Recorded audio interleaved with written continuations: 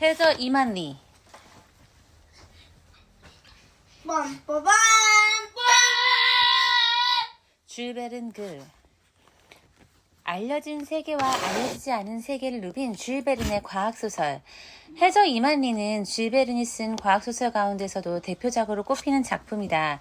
오늘날 우리는 과학소설 장르를 일컬어 SF, Science Fiction이라고 부른다. 그 명칭은 줄베른이 세상을 떠나고 한참 뒤인 1900년대 중반에 미국 작가와 평론가들이 처음 쓰기 시작했는데 그들은 줄베른을 SF의 아버지이자 대가로 꼽았다. 줄베른이 쓴 과학소설들에는 어떤 것이 있으며 그가 과학소설 장르에서 높은 평가를 받는 이유는 무엇일까? 지리와 항로에 대한 정보를 망라한 80일간의 세계 일주, 극지방 탐험 지식이 담겨있는 헤트라 선장의 여행과 모험, 광물학 입문서라고 해도 손색이 없을 땅속 여행, 수백여 종의 해양생물과 잠수함이 등장하는 해저 2만리, 시대를 앞서 우주여행을 그린 지구에서 달까지와 달나라 탐험, 한 작가가 이토록 다양한 분야에서 거의 사전에 가까울 정도로 방대한 정보를 담은 작품을 썼다는 것은 정말 놀라운 일이다. 그가 최초로 과학소설을 쓴 작가가 아님에도 베른을 SF 문학의 아버지라고 평가하는 이유는 줄베른이 방대한 정보와 철저한 고증, 특유의 상상력을 결합하여 무척 정확한 과학적 추리를 해냈기 때문이다. 1968년 인류 최초로 달 궤도까지 간 아폴로 8호 선장 프랭크 보머는 우리 우주선은 지구에서 달까지와 달나라 탐험에 나오는 우주선처럼 플로리다에서 발사되어 소설에 나온 도착 지점에서 겨우 4km 떨어진 곳에 착륙했다며 놀라워했다. 줄베른이 세상을 떠난 지 63년, 작품이 쓰인 지 90여 년 뒤에 일어난 일이었다. 줄베른의 상상이 현실이 된 것은 이뿐이 아니다. 잠수함은 물론 쇠빙선이 발명되기도 전에 노틸러스호는 바다 깊은 곳을 탐험하고 얼음을 부수며 극지방을 탐험했으며 지구에서 달까지와 달나라 탐험에는 오늘날의 우주선과 무척 닮은 로켓이 등장한다. 이런 작품들을 쓰기 위해 베른은 평생 새로운 기술이나 문물에 관심을 기울이고 정보를 수집하고 고증하는 데에 심혈을 기울였다. 지리학 연구소 회원으로 연구에 몰두하고 직접 배를 타고 항해하기도 했다. 문학과 과학, 독특한 상상력의 치밀한 결합으로 빚어진 베른의 과학소설들은 100여 년이 지난 오늘날까지도 독자들이 단 한 번도 보지 못한 세계를 머릿속에 생생하게 떠올리고 새로운 정보를 아는 기쁨을 느끼고 누구도 생각하지 못한 것을 과감하게 꿈꾸게 한다. 빰빠밤 첫 번째 틱톡 1 1부 1장 떠다니는 암초. 1866년은 특이한 사건으로 기억에 남는 해다. 설명할 수도 없고 설명되지도 않는 그 사건을 잊은 사람은 아마 아무도 없을 것이다. 그 사건에 대한 소문에 항구의 주민들은 동요했고 내륙의 일반 사람들까지 술렁했으며 무엇보다 바다와 관련된 사람들이 몹시 혼란스러워했다.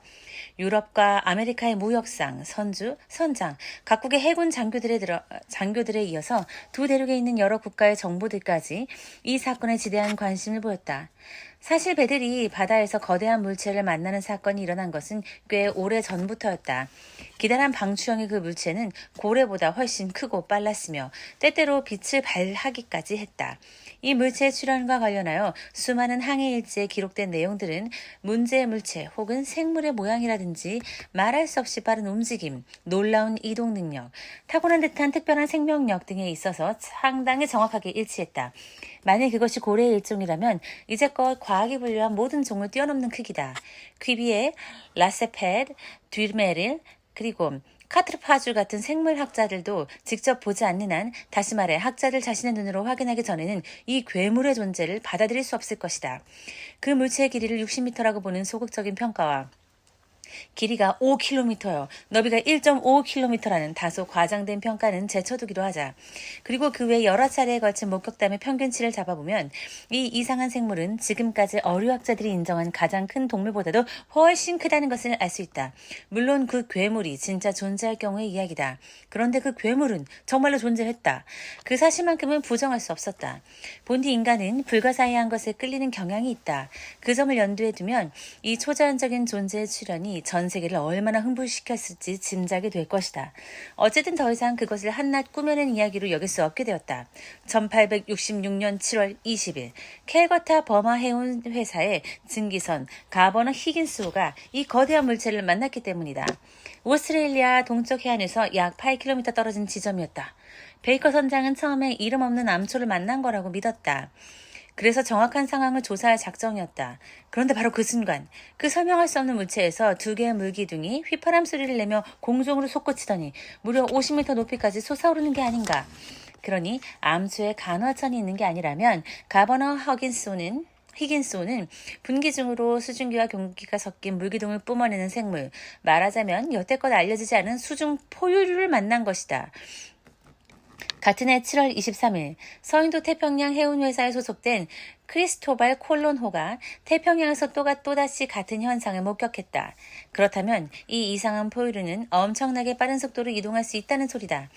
해도상에서 무려 700해리 이상 떨어진 두 지점에서 가버너 히긴스호와 크리스토발 콜론호가 사흘 간격을 두고 같은 현상을 목격했기 때문이다. 보름 후에는 그곳에서 2000해리 떨어진 곳에서 미국과 유럽 사이의 대서양을 서로 반대 방향으로 항해하던 프랑스 전기 여객선 엘베티아호와 영국 최신 공사의 셰논호가 북위 42도 15분, 서경 60도 35분 지점에서 괴물을 보았다고 서로 신호를 주고받았다. 두 선박이 동시에 관찰한 결과 문제가 된 포유류의 길이는 영국 단위로 최소한 350피트, 약 106m, 가 넘는 것으로 추정되었다. 왜냐하면 셰논호와 엘베티아호는 뱃머리에서부터 고물 쪽 기둥까지 100m나 되는데도 그 괴물보다 작아 보였기 때문이다. 그런데 가장 큰 고래들, 곧 알류샨 열도 근처에 자주 나타나는 쿨라마크와 움굴리크도 다 자라봤자 56m를 넘지 않는다. 연이어 들어오는 이런 보고서들과 대서양 횡단 전기 여객선 페레이레호의 새로운 목격담, 이즈만 해운의 에트나호와 괴물의 충돌, 프랑스 순양함 노르망디호의 장교들이 올린 보고서, 노드 클라이드호에서 피츠 제임스 제독이 참모진이 써낸 매우 근거 있는 보고서, 이 모든 것이 여론을 마구 뒤흔들어 놓았다. 유쾌한 기질을 가진 나라들은 이 사건을 농담 삼아 이야기했지만 영국과 미국, 독일 등 진지하고 현실적인 나라들은 매우 고심했다. 괴물은 대도시 어디에서나 큰 인기였다. 사람들은 찻집에서 괴물을 노래했고 신문에서는 괴물을 조롱했으며 극장에서는 괴물을 무대에 올렸다. 유언비어를 좋아하는 사람들은 온갖 이상한 소문을 퍼뜨릴 수 있는 기회로 삼았다. 신문에서는 북극 지방의 무서운 흰고리 모비딕에서부터 500톤의 선박을 촉수를 휘감아 바다 깊은 곳으로 끌고 들어간다는 거대한 크라켄에 이르기까지 상상 속 온갖 큰 괴물들이 다시 등장하기 시작했다. 그런 기사를 실은 신문들은 없어서 못 팔 정도였다. 심지어 이런 괴물들의 존재를 인정했던 고대의 보고서들과 아리스토텔레스와 플리니우스의 견해들, 폰토피단 수교의 노르웨이 박물지, 파울 에게데의 여행기까지도 다시 지면에 등장했다. 여기에 해링턴의 보고서도 실렸다. 그가 1857년에 카스틸리안 호를 타고 항해하다가 그때껏 한 번도 본 적이 없는 거대한 바다뱀을 보았다고 주장했을 때도 그의 진실성을 의심한 사람은 없었다. 아무튼 학계와 과학 잡지에서는 괴물의 존재를 믿는 자들과 믿지 않는 자들 사이에 끊임없는 논쟁이 벌어졌다. 사람들은 괴물 문제에 열광했다. 과학의 힘을 내세우는 기자들은 재치 있는 말솜씨를 무기 삼는 기자들과 맞서서 수많은 기사들을 쏟아냈다. 참으로 기념비적인 전쟁이 벌어지고 있었다. 그중 몇몇 기자들은 실제로 피까지 몇 방울 흘리기도 했는데 바다뱀에서 시작된 논쟁이 극히 모욕적인 인신공격으로 번진 탓이다. 전쟁은 6달 동안 계속되었다.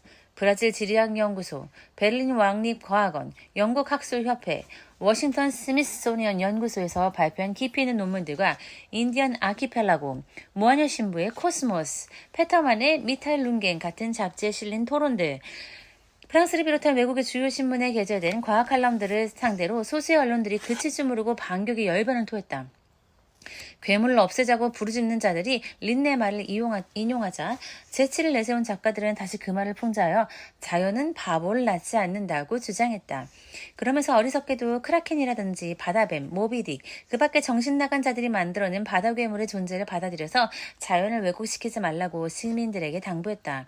마침내 무시 못할 힘을 가진 한 신문사가 나서서 상황을 종결지었다.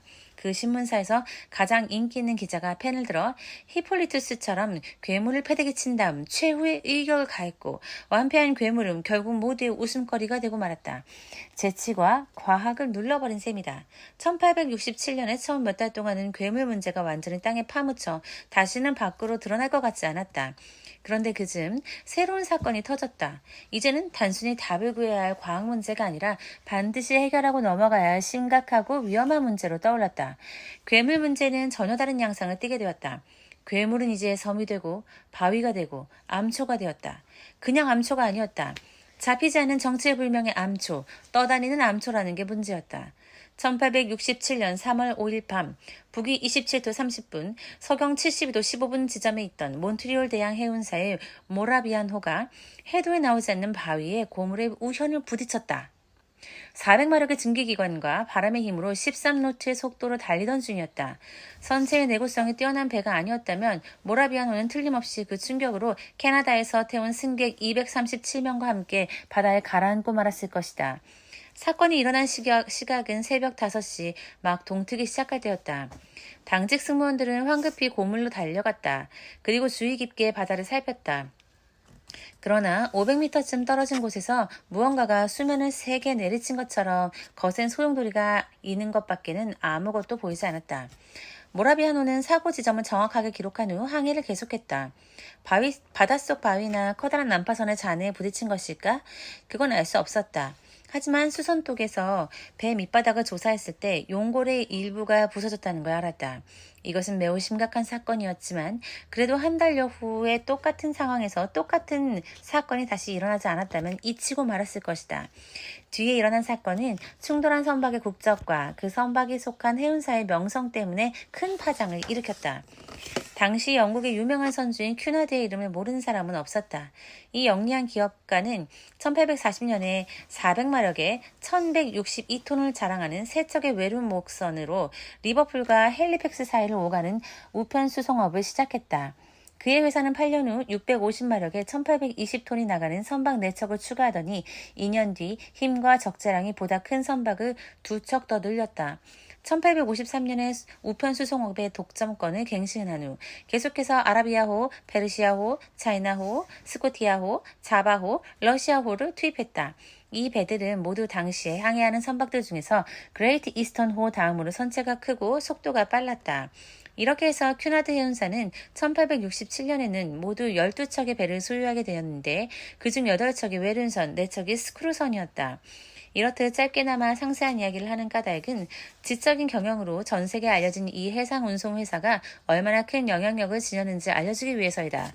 대양을 오가는 어떤 해운사도 이보다 능력있게 운영되지 못했고 어떤 사업도 이보다 더 큰 성공을 거두지 못했다. 큐나드 해운사의 선박들은 26년간 대서양을 2000회나 횡단했고 그동안 단 한 번도 항해를 취소하거나 목적지에 연착한 적이 없었다. 또 단 한 척의 배, 단 한 명의 승객, 단 한 통의 우편이 실종된 적도 없었다. 그래서 고객들은 프랑스 해운사가 지닌 강력한 경쟁력에도 불구하고 큐나드 해운사의 선박을 선호했다. 그것은 최근에 발표된 공식 자료들을 통해서도 분명하게 확인할 수 있다. 따라서 큐나드 해운사의 믿을만한 증기선 한 척이 이런 사고를 당했다는 사실이 전 유럽에 큰 반향을 일으킨 것은 당연한 결과였다. 1867년 4월 13일 바다는 잔잔했고 바람도 순조로웠다. 그때 스코티아호는 북위 45도 37분, 서경 15도 22분 지점에 있었다. 1,000마력의 힘을 받으며 13.43노트의 속도로 달리는 중이었다. 외륜들은 규칙적으로 수면을 때리고 있었다. 홀수가 6.7m, 배수량이 6,624세제곱미터인 배였다. 그날 오후 4시 17분, 승객들은 커다란 홀에 모여서 간단한 간식을 즐기고 있었다. 그때 좌현 외륜의 약간 뒤쪽에서 감지할 수 없을 만한 약한 충돌이 일어났다. 스코티아호가 들이받은 게 아니라 들이받친 것이었는데 둔기라기보다는 자르거나 구멍을 뚫는 날카로운 물체에 부딪힌 듯했다. 충돌이 워낙 경미해서 화물창에서 짐을 부리는 선원들이 갑판으로 뛰어올라와 소리 지르지 않았다면 아무도 신경 쓰지 않았을 것이다. 배가 침몰한다! 배가 침몰한다! 놀란 승객들은 당연히 불안해했다. 하지만 앤더슨 선장이 재빨리 승객들을 안심시켰다. 사실 그리 긴박한 위기 상황은 아니었다. 스코티아호는 방수벽을 써서 수밀실을 7개로 나눠 놓았기 때문에 어느 한 곳에 구멍이 생겨 물이 들어오더라도 항해하는 데 지장이 없었다. 앤더슨 선장은 곧 선창으로 내려갔다. 5번째 수밀실에 바닷물이 들어차고 있었다. 물이 차는 속도가 엄청난 것으로 보아 배에 꽤 큰 구멍이 생긴 걸 알 수 있었다. 다행히 보일러가 없는 수밀실이었다. 만일 보일러가 있는 방이었다면 순식간에 모든 불이 꺼졌을 것이다. 앤더슨 선장은 즉시 배를 멈춘 뒤 하급 선원 한 명을 물속으로 들여보내 어느 정도 부서졌는지 알아보게 했다. 잠시 후 배 밑바닥에는 2m 너비의 구멍이 생긴 것이 확인되었다. 그 정도면 메울 수 없는 구멍이었다. 하는 수 없이 스코티아호는 외룬들을 반쯤 물에 잠근 채 항해를 계속했다. 배가 클리어 곳에서 500km 정도 떨어진 지점에 있던 터라 사흘이나 늦게 해운사에 독이 들어왔다. 리버풀 사람들이 얼마나 걱정했는지는 말할 것도 없다. 전문 기술자들이 스코티아호를 점검했다. 그들은 홀순선에서 2.5m 아래에 반듯한 이등병 삼각형 모양의 구멍이 난 것을 보고 자신들의 눈을 믿을 수가 없었다. 철판이 어찌나 깨끗하게 잘려나갔던지 절단기로 자른 것보다도 더 깨끗했다. 구멍을 낸 도구는 단단하기가 보통이 아닌 것이 분명했다. 더욱이 4cm 두께의 철판을 놀라운 힘으로 뚫고 들어왔다가 다시 뒤로 빠져나갔을 텐데 그렇게 할 수 있는 힘이 도대체 무엇인지 설명할 수가 없었다. 가장 최근에 일어난 사건이 이와 같았고 여론은 다시 한번 들끓었다. 이때부터 원인이 불분명한 해상사고는 모두 괴물 탓이 되기 시작했다. 이 환상의 괴물은 엉겁결의 모든 조난사고의 책임을 떠맡게 되었는데 불행히도 그 건수는 상당히 많았다. 해마다 인증기관에서 발표하는 3,000척의 조난선 가운데 소식이 끊겨서 난파한 것으로 추정되는 증기선의 범선의 숫자가 200여 척 이하로 내려간 적이 없었기 때문이다. 어쨌든 선박들의 실종으로 비난을 받는 것은 괴물이었다. 괴물 때문에 대륙으로 가는 해상교통이 위험해지자 여론은 무슨 수를 써서라도 그 가공할 고래를 바다에서 몰아내야 한다고 목소리를 높였다.